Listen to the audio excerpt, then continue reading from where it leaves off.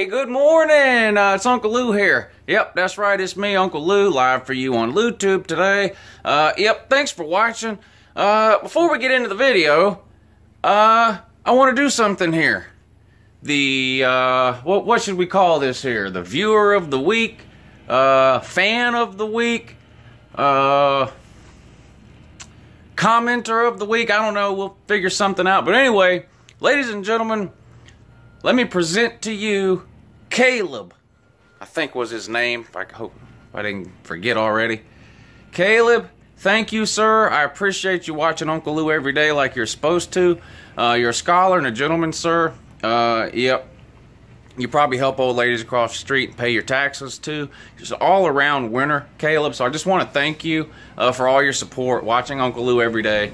All the comments, even the emails. And let's get to that right now. Caleb felt the need to send Uncle Lou an email. Let's go ahead and take a look here.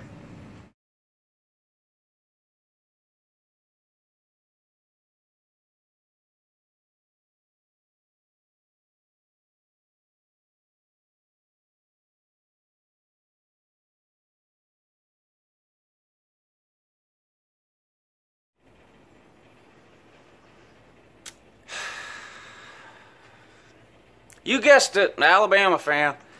I tell you what, Caleb, I appreciate all my fans. I don't want to let you down, sir. It's about 1 o'clock right now. So when I finish this video and get it uploaded, probably about 1:30 or so, I'm going to head that way, okay? That address you put in the email of the Walmart in Birmingham, I'm going to head that way. I already looked it up. It's about a 4.5 hour drive for Uncle Lou, so I'll probably be there around 6 o'clock or so. So be there today in that paper plate section that you're talking about. I will be there today, Caleb, at 6 o'clock. Don't stand me up, Caleb, okay? I'll be there. I'll give you 30 minutes, okay? I'll take a picture with you. I'll sign an autograph for you. Ever what it is, what you need me to do. I care about you, Caleb. As far as your autism goes, not really a big deal. You know, pretty typical. I mean, especially as far as Alabama fans are concerned. Autism, pretty average disease. Yeah, so anyway, Caleb, I'll see you in a little bit, about 6 o'clock this evening, buddy. Thank you for all your support. Now, let's get into today's video. I'm going to go through the SEC games today. And then tomorrow I'll do the Georgia-Missouri game, and then we'll do something different the next 2 days. As far as the giveaways go for the 5,000 subscribers, I'm going to push that off till next week. Georgia's off next week. We have our bye week next week, so I'll have some extra time next week to do some of those kinds of things. So the 5,000 subscriber giveaways, I'm leaning towards like a jersey, and maybe an Uncle Lou shirt or an Uncle Lou hat or whatever. We'll figure it out next week. And it doesn't have to be a Georgia jersey. Whatever fan you're a team of, send you a jersey of that team. We'll work out the details on that. But so stay tuned next week for some giveaways. But let's get into this week's SEC games. South Carolina at Tennessee. Man, at Tennessee. Tennessee is actually a favorite in this game, 2.5 point favorite. Tennessee never beat Will Muschamp, though. South Carolina coming off probably their biggest win of the season. I mean, I know it was Arkansas, and Arkansas is terrible. But would they beat them 45-24, something like that? So they're riding high. Tennessee, of course, had coming off their bye week after the drubbing from Georgia, 41-0. How'd their bye week go? Not very good. Fights in the locker room, fights at practice. That one dude, eyes swole up like looks like a bowling ball sticking out of the side of his face. What's his name? Whatever his name is.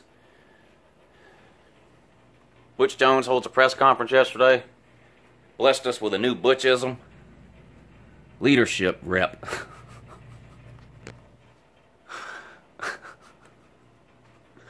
Look.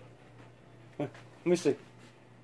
Yeah, there's a bunch of leadership reps in that trash can. What is a leadership rep? This guy.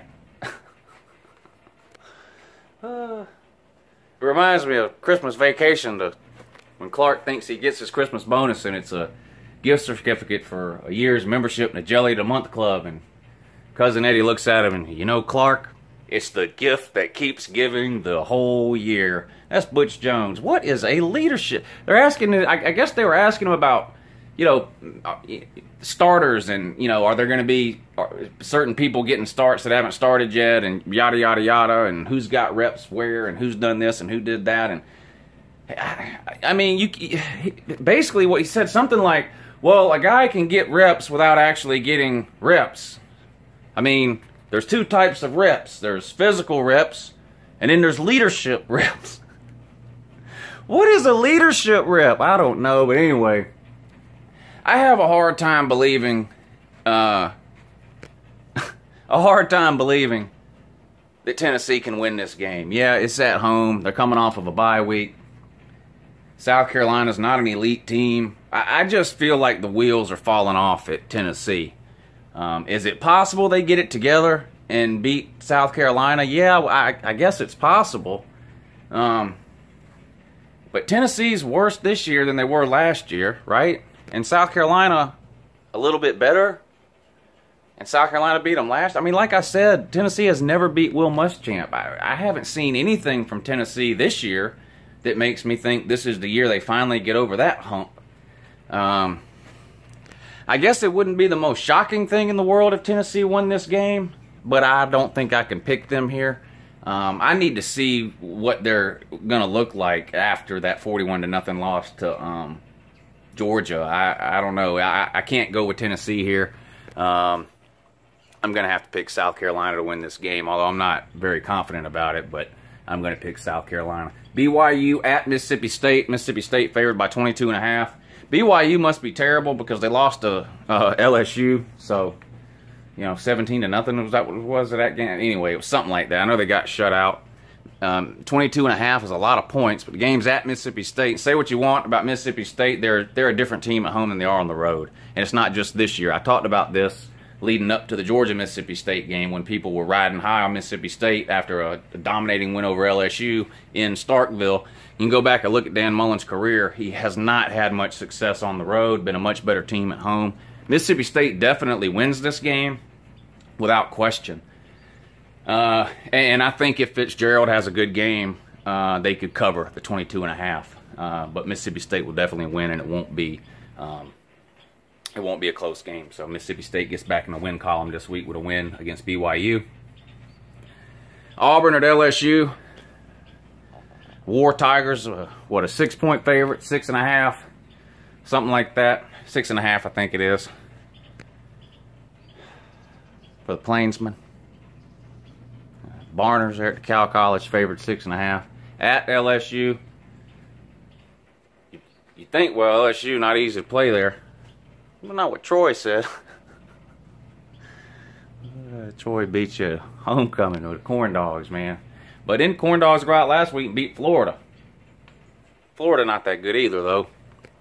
I mean, Auburn has definitely been the better team this year, right, than LSU. Auburn's only loss, close loss at Clemson, night game, lost by 1 score. Was it 14-6, something like that? So lost by 8 points. Auburn should win this game. 6.5. I don't know. I do think this is going to be a relatively close game, especially compared to Auburn's last couple of games. I don't know. Has LSU suddenly figured something out, you know, after beating Florida? They're back to being a good team now? I don't know. Still have Ed Orgeron, though, don't they? Proven loser. Hard to trust those guys. Auburn should win this game. I will keep an eye on this one, though. Vandy at Ole Miss. Wow, who cares about this game? Not very many people. Ole Miss, nothing to play for. And when you watch them play, that's pretty much what it looks like. They don't really care anymore. Vandy was riding high after the first couple of weeks, but they've just got pounded the last couple of weeks. I mean, Alabama and Georgia just brutalized them. Don't expect Ole Miss to do that, but Vandy pretty demoralized. I think Vandy's the better team here, honestly, than Ole Miss. But I think Ole Miss wins this one. I think the life has just been sucked out of Vandy here. So I'm going to go with Ole Miss to win a close one. Texas A&M at Florida. Interesting game here. I'll have to pull for Texas A&M, I guess, just because I hate Florida. But I don't really feel like it matters this year. Florida's just not any good. Texas A&M, not much better. Yep, lost a couple of games already. Close one to Alabama. Real close. Real close. One score game to Alabama. Alabama did manage to score 27 points on Texas A&M, though. Which is only about 3 touchdowns less than UCLA and Arkansas scored on them. Arkansas is a good team, though, aren't they? That's probably why they scored so many points on Texas A&M and Alabama didn't. Anyway, I don't know. Texas A&M at Florida. Florida's terrible. No running game, no identity on offense. No Callaway still. No, what's the other guy's name? Jordan Scarlett, the running back? Nah.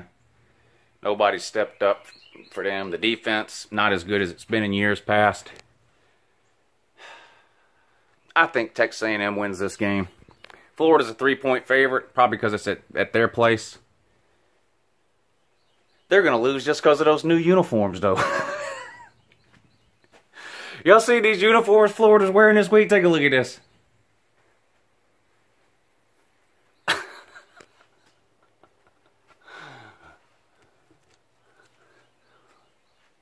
Felipe Franks. Florida running back.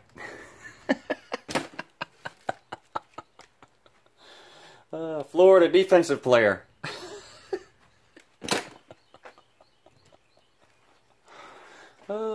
That field goal kicker that can kick 80-yard field goals but can't make an extra point.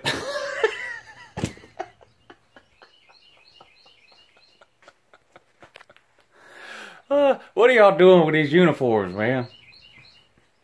I tell you what, Under Armour better watch out. Under Armour better watch out. Nike better watch out too. Nike's got those Under Armour. You know, they big in the football game now with the uniforms and the sports equipment. Nike's been in it forever. They have their Pro Combat line of gear. Nike does. Better watch out. Florida's got that new Mortal Kombat looking like Reptile. Finish him. Texas A&M wins because of the uniforms. Arkansas at Alabama. How bad does Alabama want to beat them? You know, this is a bad spot for Arkansas. They're demoralized. They've looked terrible. They got humiliated by a mediocre South Carolina team. Alabama, you know, barely beat Texas A&M, so Nick Saban's going to be riding them hard all week long. It's at Alabama. I mean, the things just really couldn't be any worse for Arkansas this week. So Alabama can beat Arkansas pretty much as bad as they decide they want to. So the spread is 30. I'm going to say Alabama covers to 30 in this one. I think this one's going to be real ugly.